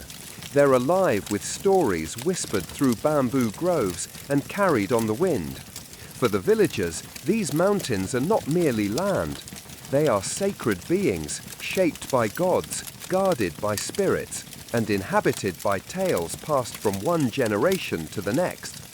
The most enduring legend speaks of a sleeping dragon whose body stretches across the ridges. Its spine rises in coils, the very terraces themselves. Locals believe that the curves of the mountain are not man-made, but rather the dragon's scales rising and falling with breath. When mist rolls in from the valley and covers the paddies in white, it's said the dragon stirs, breathing gently in its sleep. Another tale tells of how the terraces were born from divine generosity. In a time of famine, the ancestors climbed the mountains and prayed to the heavens. Moved by their devotion, the gods sent rain and instructed them to carve the hills into steps so rice could grow. The people obeyed, and the dragon appeared to guide their hands.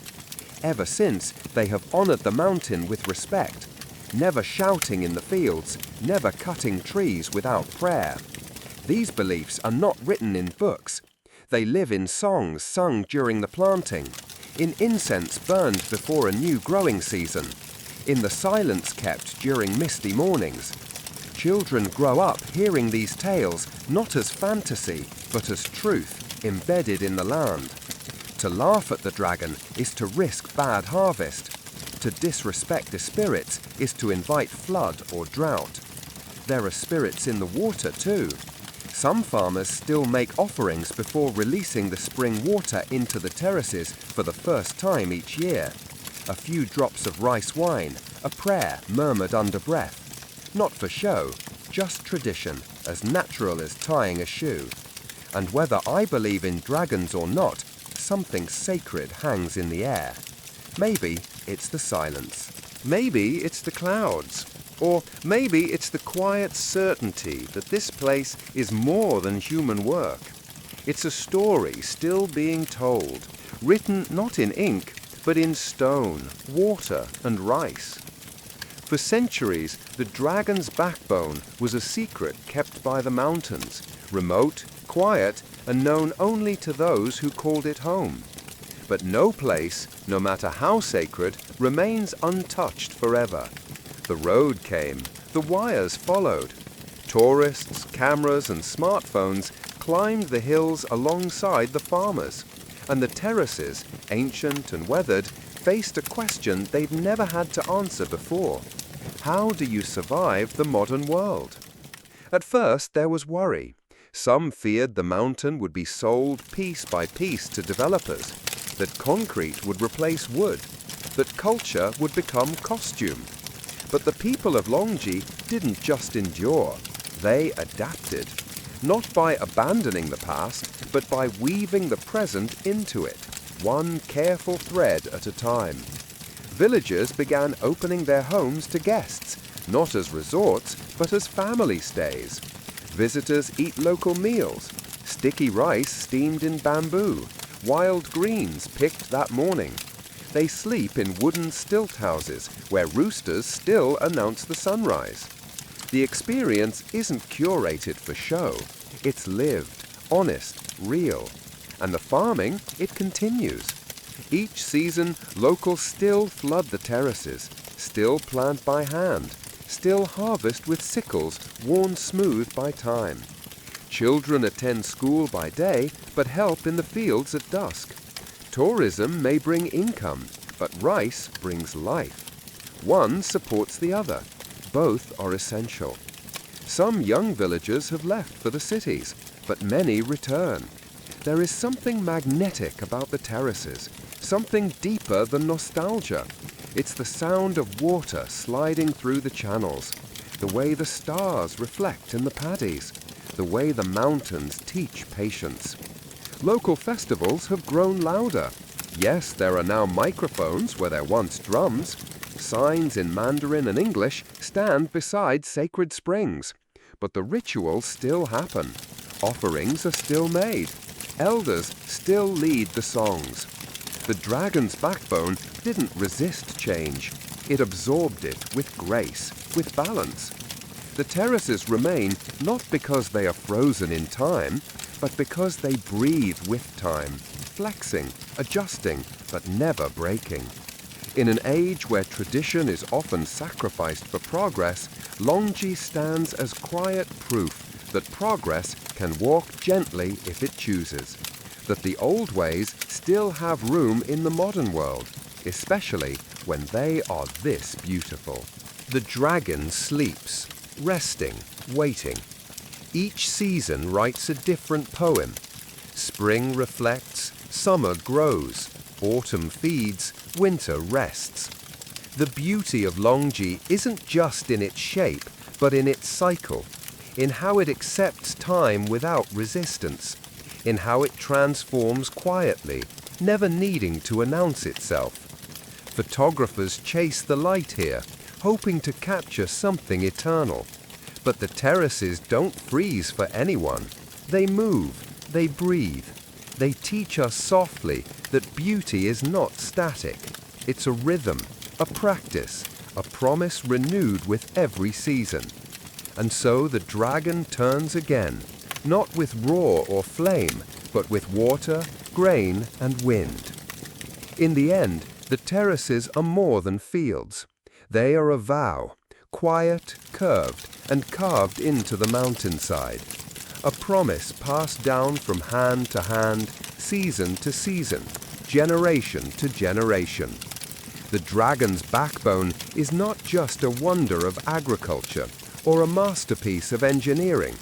It is the story of what happens when humans choose to live with the land, not against it.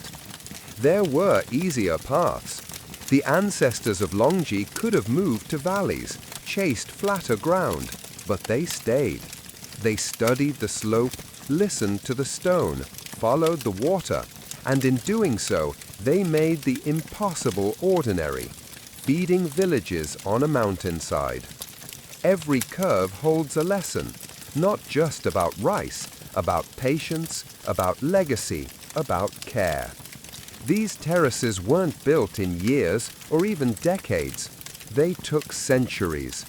There is no shortcut to harmony, no machine that can replicate the knowledge etched into each stone wall by calloused hands and quiet persistence. And yet nothing about them is frozen. The terraces are alive. They evolve. They bend with the weather, with the needs of the people, with the shape of the world. That's their secret. They were never rigid. They were always fluid.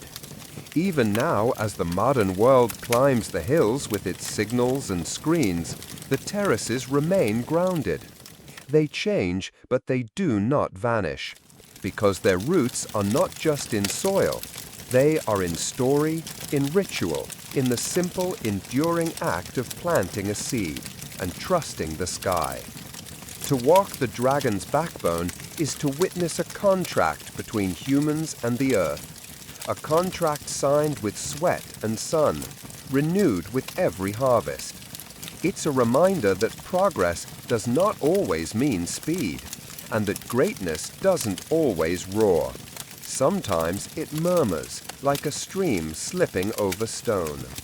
And perhaps that is why the terraces speak to so many, from farmers to travelers to dreamers, because they represent what we've nearly forgotten, that the most lasting things in this world are not built with force, but with rhythm, humility, and time. The dragon sleeps, the people endure, and the mountain remembers. Most visitors to Giza lift their eyes to the sky, drawn to the towering silhouettes of the pyramids and the gaze of the Great Sphinx. But few ask what lies beneath, under the sand, under the Nile, under centuries of forgotten currents. For in the quiet shallows near the ancient village of Abu Rash, just a short distance from the Giza Plateau, a strange tale stirs. It speaks of something enormous, eroded and ignored, an underwater sphinx. Local fishermen have whispered of it for generations, a smooth-backed shape that seems too symmetrical to be natural. A feline form half buried in mud and waterlogged sediment. When the Nile's waters recede during droughts, parts of it emerge. Stone curves, grooves, and what some say is a carved paw, impossibly worn, but unmistakably shaped by hands. It doesn't sit among the tourist routes. There are no guideposts, no velvet ropes, no tour buses idling nearby. Just an area thick with reeds, brackish water, and silence. Explorers who ventured there claim the land itself feels different, charged, as if memory clings to it. Beneath the murk, sonar scans have picked up geometric patterns and what appear to be blocks placed with intent. But what truly startles are the claims that this figure, a sphinx-like formation submerged near Giza, may predate the pyramids entirely. Not by decades, but by millennia. If true, it would shatter the established chronology of Egyptian civilization. The mainstream timeline anchors the Great Sphinx at around 2500 BCE. But this underwater form, if genuinely carved, could belong to an age when the Sahara was still green and the Nile ran wild through a wetter, lusher land. Skeptics, of course, dismiss it as a misidentified rock formation, limestone shaped by water and wishful thinking. But the grooves, the curves, the alignment with celestial markers, it all invites more questions than answers. The site remains unexcavated. Official archaeologists have largely ignored it. Perhaps it's nothing. Perhaps it's everything. A relic not just of Egypt's past, but of a world lost to flood and time. For now, the so-called underwater Sphinx lies quiet, not sleeping, waiting. And if it could speak, one wonders what secrets it would tell, and why so many seem determined not to listen. The legend of the underwater Sphinx moved from whispered folklore to global curiosity in the 1980s. That's when a few independent researchers and divers began publishing strange reports. Accounts of a massive lion-bodied figure partially submerged near the Giza Plateau. Early photographs were grainy, inconclusive, and often dismissed. But they sparked something that couldn't be put back in the bottle: curiosity, and more dangerously, doubt. One of the most vocal early proponents was an amateur Egyptologist who claimed to have seen a weathered monument deep beneath silt and flood layers during a brief drought window. According to him, the figure wasn't an isolated rock or erosion trick. It had geometry, legs, symmetry, even the faint suggestion of a carved face. Naturally, this challenged the traditional narrative. Egyptology as a discipline rests on structure and established timelines. Most scholars place the construction of the Giza pyramids and the Great Sphinx at around 2500 BCE, during the reign of Pharaoh Khafre. The suggestion of another Sphinx, older and partially submerged, would require rethinking not just Egyptian history, but the timeline of human civilization itself. Mainstream academics responded with caution, even disdain. Without peer-reviewed excavation, carbon dating, or stratigraphic studies, the claim couldn't be taken seriously. Many argued the so-called underwater Sphinx was likely a natural formation, limestone weathered by thousands of years of Nile flooding and sediment erosion. In Egypt, they pointed out, nature often mimics the intentional. Wind, water, and time are capable sculptors. But the photos kept circulating. The sonar readings continued to show odd patterns. Too regular, too smooth, too suggestive. And then came the theorists. Authors, filmmakers, and fringe historians began building stories around the mystery. That the Sphinx was a relic of a forgotten civilization, perhaps Atlantean, perhaps pre-dynastic Egyptian, lost in a flood that scoured the Sahara. They pointed to water erosion patterns on the original Great Sphinx, argued for lost technologies, and hinted that what lay beneath the Nile might be far older than accepted memory allows. The debate grew louder, but the ground remained still. No official dig was launched. No museum claimed it. And the Sphinx, if that's what it is, remained right where it always had been, buried in silt, caught between myth and mud. The idea that something near Giza might predate the pyramids isn't just provocative, it's revolutionary. If the underwater Sphinx is more than erosion or coincidence, then Egypt's story didn't begin in the 4th dynasty. It began before it, deep in prehistory, when the Sahara was a green savanna and the Nile roamed wider, wilder, and less predictable. This possibility gained traction in the 1990s when geologist Dr. Robert Schoch studied the Great Sphinx itself. He argued that the deep vertical weathering on the Sphinx's enclosure wasn't caused by wind and sand, but by rainfall, heavy, sustained, ancient rainfall, which hadn't touched the Giza Plateau since at least 7000 BCE. That pushed the possible date of the Sphinx back by thousands of years, well before the first pharaohs carved names into stone. If water shaped the original Sphinx, could water also have hidden an even older sibling?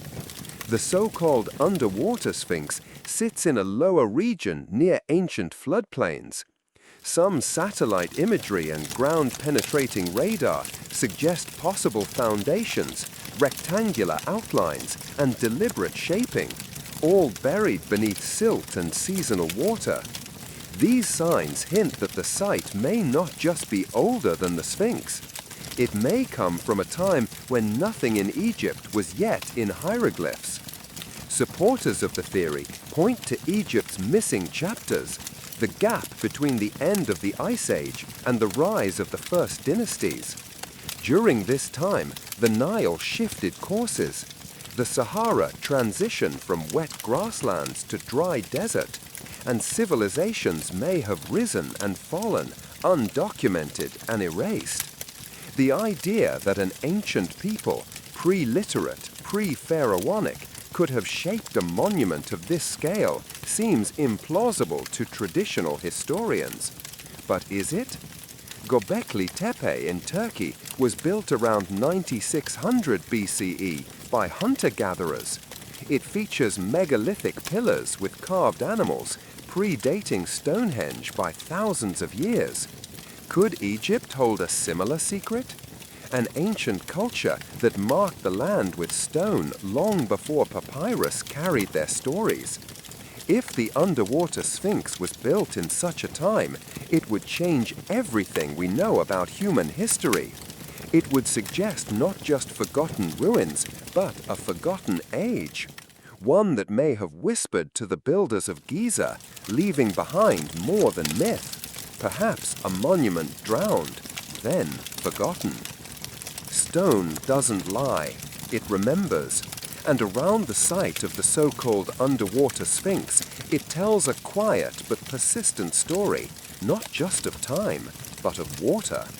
Sediment layers, erosion marks, and flood patterns hint at a history long before the desert became dry, long before the Nile settled into its familiar course, long before the pharaohs carved their names into history. Geologists who have examined photographs and data from the site near Abu Rash note peculiar erosion marks, smooth, rounded grooves that suggest prolonged exposure to flowing water.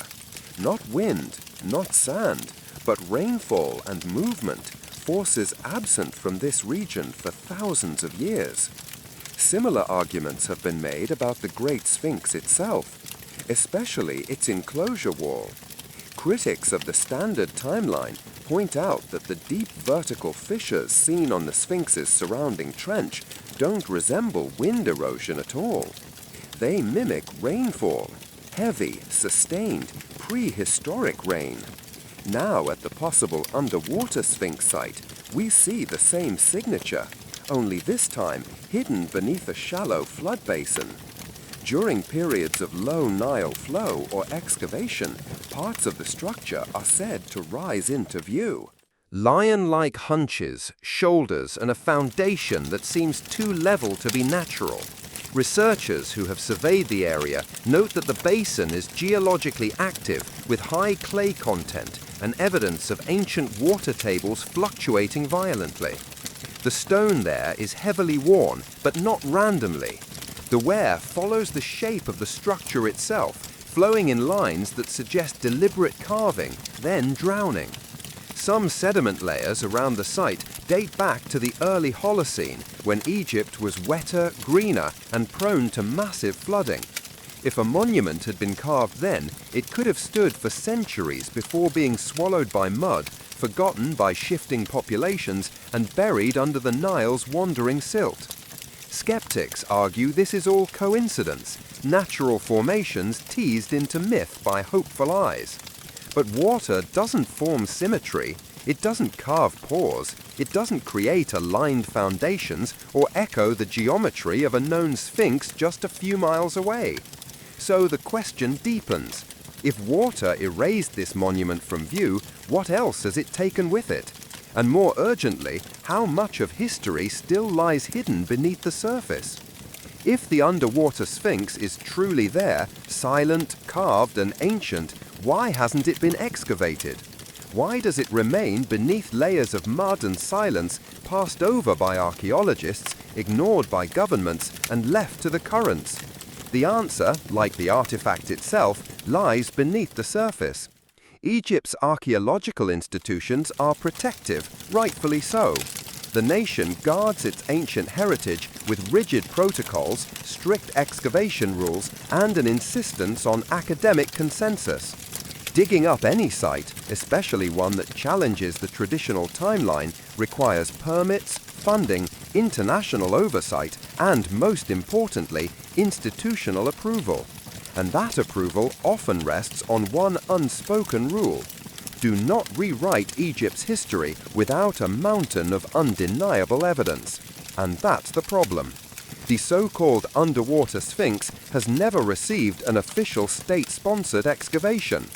Independent researchers, foreign academics, and fringe theorists have studied the area, but without formal backing, their findings remain anecdotal, suggestive, but not conclusive. There's also the issue of the Nile itself. The river is not a static feature. It floods, recedes, and shifts over decades. The site where the monument allegedly rests is flood-prone, often submerged for much of the year.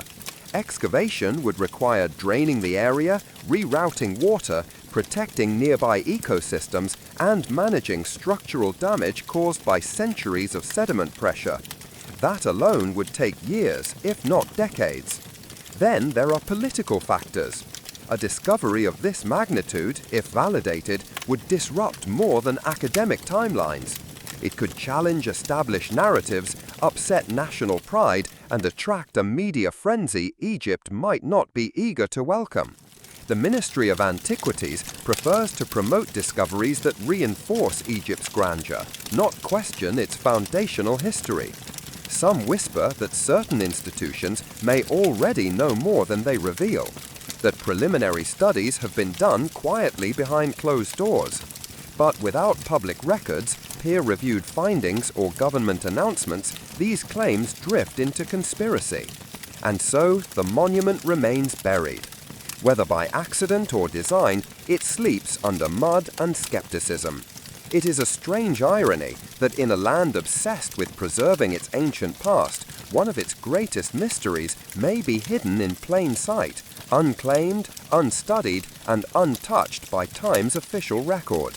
But nothing stays buried forever. To the ancient Egyptians, the Sphinx was more than a sculpture. It was a symbol, part guardian, part god, part mystery.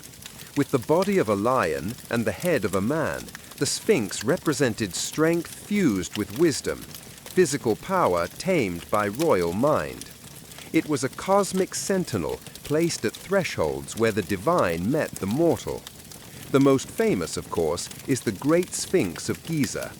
Towering 66 feet high, it has guarded the plateau for over 4,000 years, facing the rising sun, watching over the tombs of pharaohs. Its exact origin is still debated. Some say it was built by Khafre. Others argue it may be far older, its face recarved over time. So, what would it mean if a second Sphinx, hidden, water-worn, and possibly older, exists just miles away? It would change everything. No known records speak of twin sphinxes at Giza. Ancient texts are silent. But in later Greco-Roman tradition, there are mentions of guardians positioned in balance, flanking sacred spaces. In Egyptian architecture, symmetry is sacred. Temples often have twin statues, twin obelisks, twin avenues of lions. Why not twin sphinxes? Some researchers argue that the so-called underwater sphinx might not be a copy, but the original, a prototype, a pre-dynastic version later replicated on a grander scale. If true, it suggests that the idea of the Sphinx came not from dynastic builders, but from a forgotten culture whose myths were carried forward, adopted, and refined. And if the monument predates writing, it may not be bound by the pharaoh's ideology at all. Its purpose could have been astronomical, ritualistic, or even commemorative, marking an event, a flood, or a forgotten god. The lion shape is no accident. In ancient Egypt, lions represented the horizon, the gate of dawn and dusk. A sphinx facing east watches the rebirth of the sun eternally. To carve one was to freeze that sacred act in stone. Now imagine one carved before the pyramids, aligned, guarding, waiting. It would not just rewrite history. It would redefine the mythos of Egypt itself, not as the beginning of civilization, but as the last echo of something even older. And the fact that this symbol might be sleeping beneath water, all the more fitting for a guardian of lost worlds. As whispers of the underwater Sphinx echo further across the world, a quiet divide has opened, one that runs deeper than sediment or stone. On one side stands traditional Egyptology, cautious, structured, and rooted in academic consensus. On the other, a growing community of independent researchers, alternative historians, and curious minds who believe something extraordinary is being overlooked. Mainstream scholars insist on evidence, peer-reviewed studies, stratigraphy, inscriptions, and radiocarbon dates. Their concern is not unwarranted. Egypt is filled with natural rock formations that resemble human or animal shapes, and misidentifying them can lead to misinformation. Archaeology, after all, must be careful. The past is fragile. It cannot be rebuilt once broken by careless hands or media hype. But to others, caution has become complacency. Independent investigators, many of them trained scientists or engineers from outside the field, argue that the underwater Sphinx and similar anomalies deserve deeper study. They point to high-resolution satellite images that show unnatural symmetry, to LiDAR scans that detect rectangular foundations beneath layers of mud, to erosion patterns that seem shaped not by chaos but by design. They also question the political motivations behind the silence.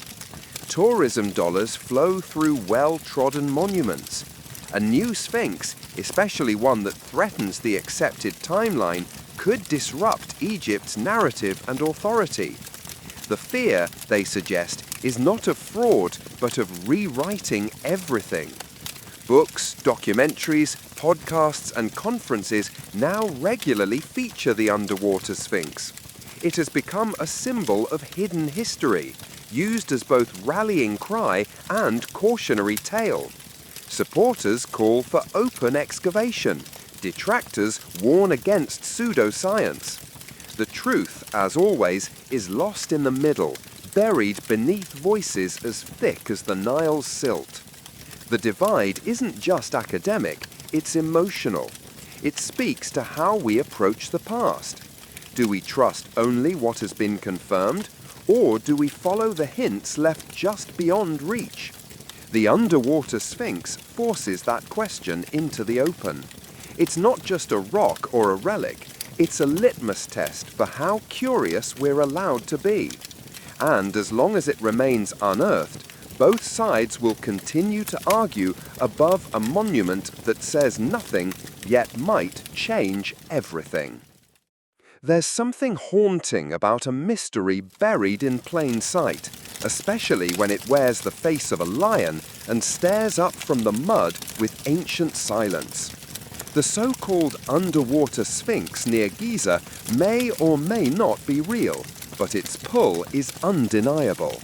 It stirs something in us, a yearning not just to discover, but to remember. Because deep down, the story of a forgotten monument taps into something older than archaeology, the human sense of loss. We've always lived beside ruins. Cities fall, languages die, civilizations vanish beneath waves, sand, and ash. We look to the past not just for answers, but for identity. Who were we? How far back do our stories stretch? And what have we forgotten in our rush toward progress?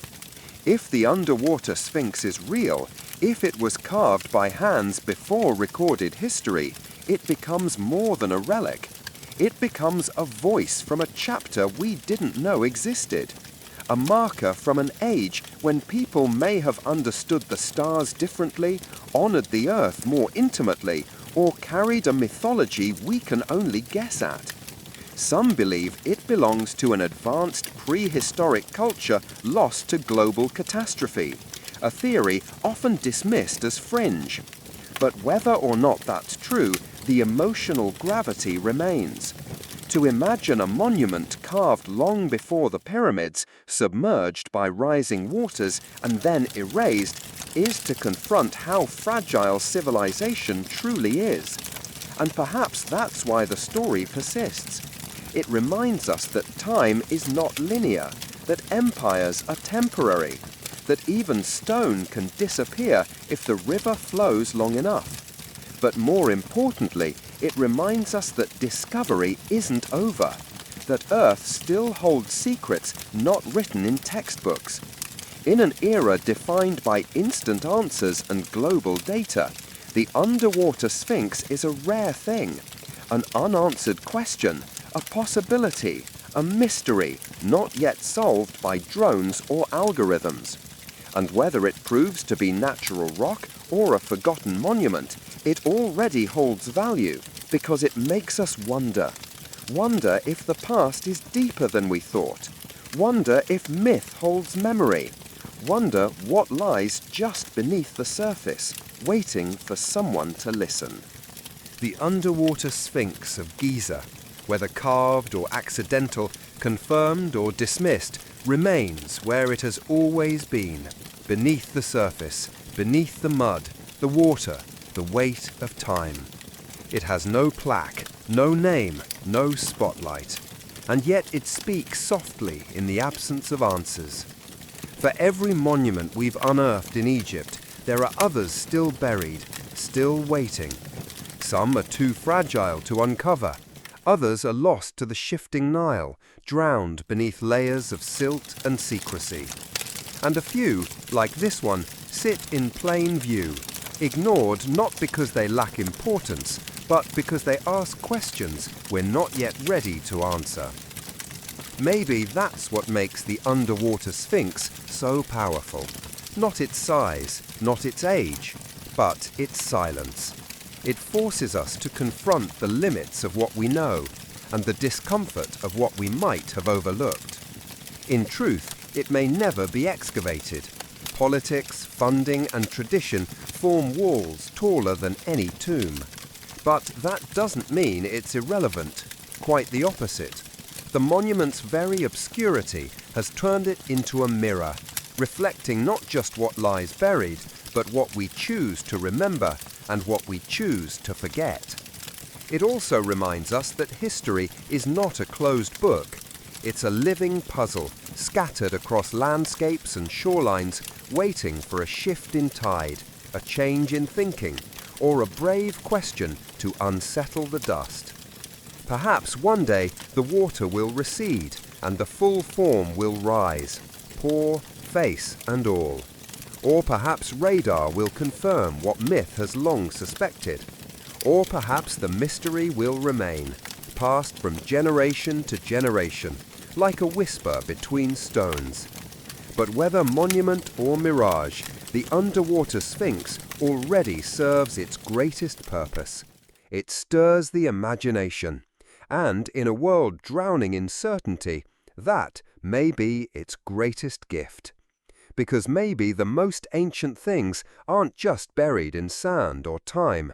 Maybe they're buried in us, in our need to explore, to remember, and to believe that somewhere out there, beneath waves or desert, the past still breathes and still waits to be found.